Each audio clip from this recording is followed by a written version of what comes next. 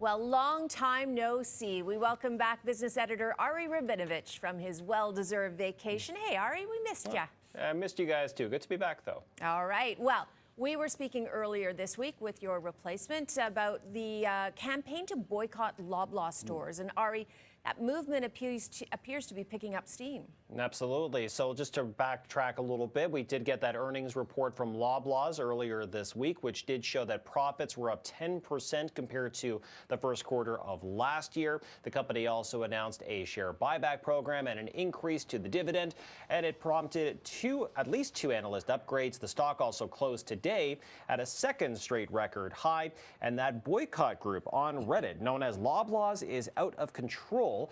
Well, it started just after that earnings report, had just over 60,000 users, and now nearly 70,000, up more than 5,000 in just 24 hours. Now, demands by the group include Loblaws join a grocer's code of conduct and lower food prices by 15%. The head of Loblaws has expressed concerns about misinformation spreading online and affirmed that the company is not responsible for rising food prices. So, you know, Ari, it will be interesting to see down the road if this actually had any impact on their sales.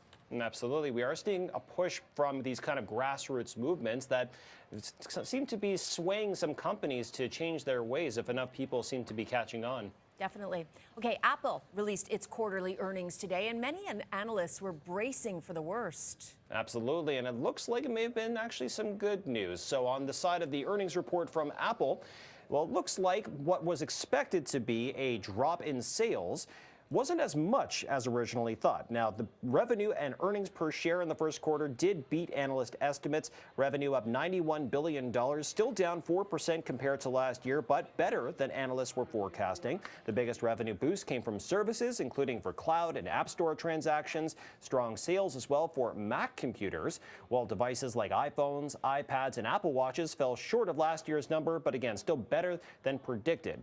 Now, stock at one point today was up 8% in after-hours trading, with Apple announcing a $110 billion share buyback program. That is the largest of its kind for Apple or any company in history.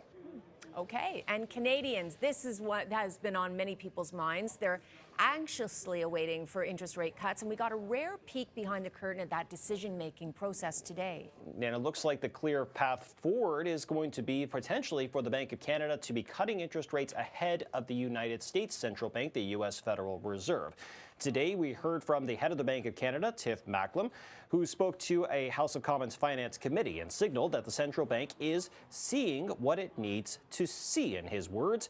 And this highly increases the chance that interest rates will begin to cut starting next month on June 5th. Should be good news for so many Canadians, especially with variable rate mortgages. But it's worth noting that if the Bank of Canada cuts ahead of the U.S. Federal Reserve, that could put pressure on the loonies. So we'll see how things shape up.